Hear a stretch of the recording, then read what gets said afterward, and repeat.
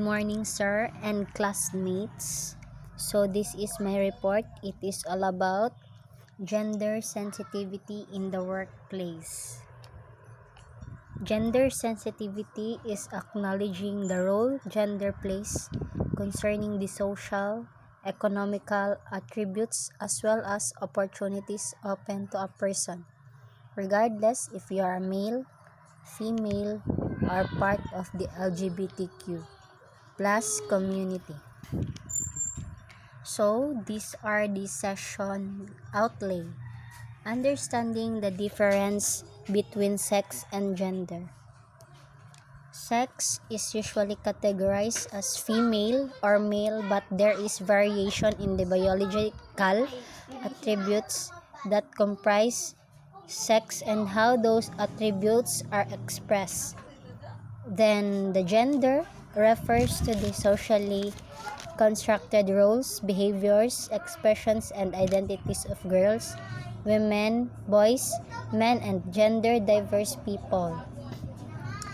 Stereotypes is an over generalized belief about particular category of people.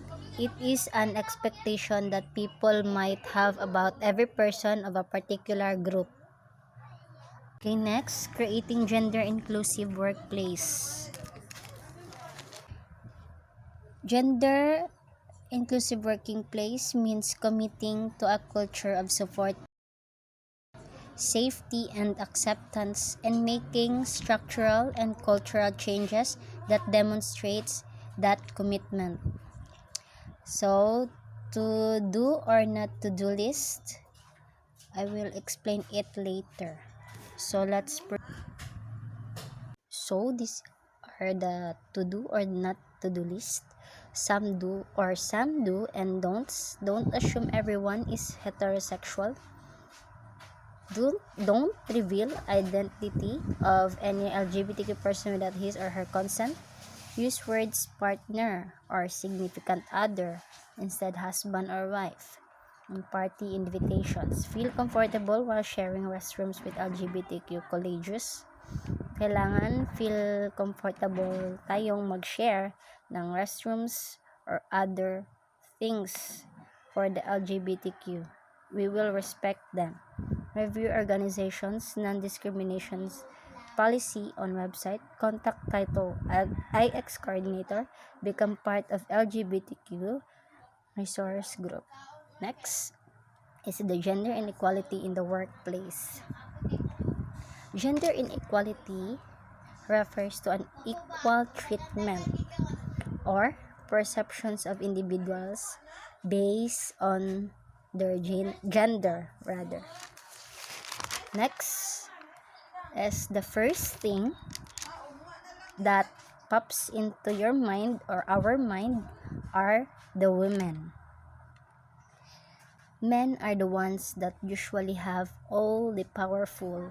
Sila yung pinaka-powerful positions in the workplace than women. Madaling makapasok sa trabaho kaysa sa mga women. Next, due to men having or sharing the same characteristics with each other. Men in positions of power will typically promote or hire other men, resulting in discrimination against women. Let's take a look at some comparisons between the women and men. Men versus women. In the education, ang lalaki ay tumatalan ng 8,637,456 while ang babae 11,558,468.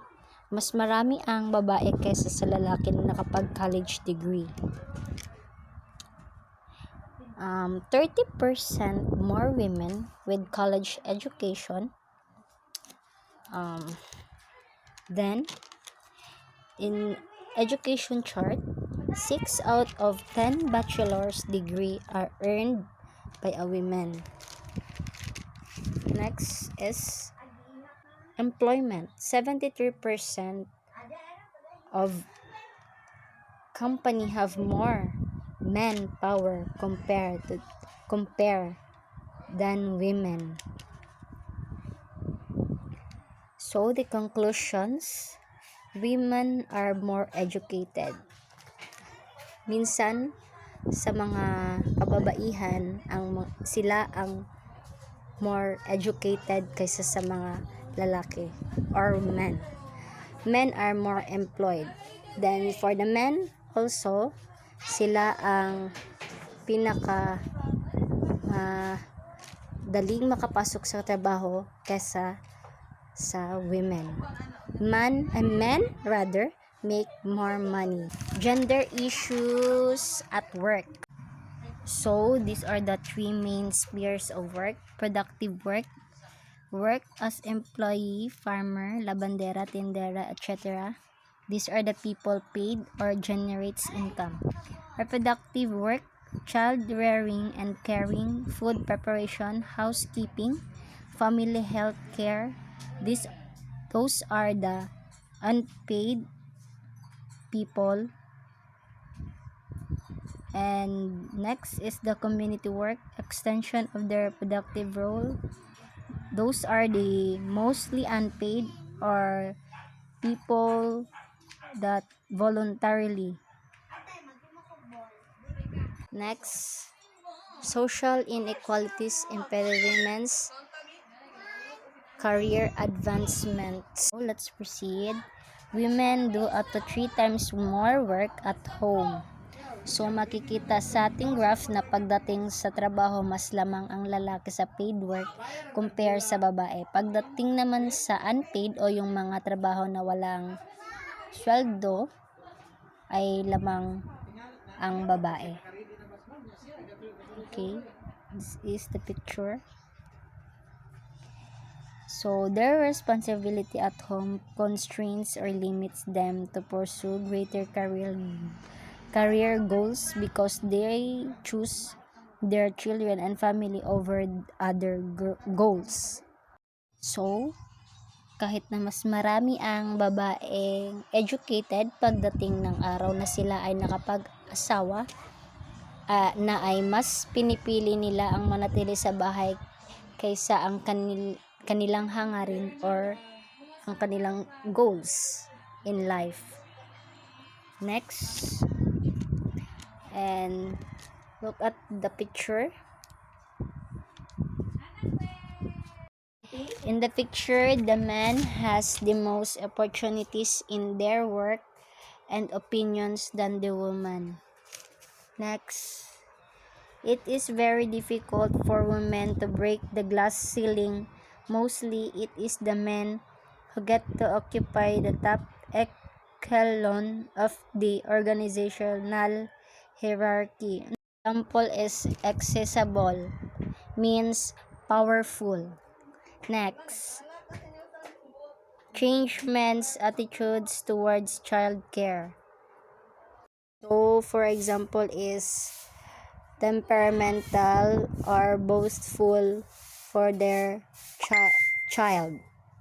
Next, harassment is part of the work issue. Who is being harassed?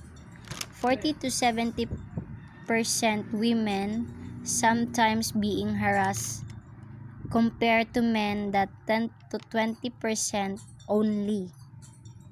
Next, gender-based sexual harassment in the workplace, including the following: A. Unwelcome sexual advances, requests or demand for sexual favors or any act of sexual nature, verbally, physically, or through the use of technology that has or could have a detrimental effect on the conditions of an individual's employment or education, job performances, or opportunities.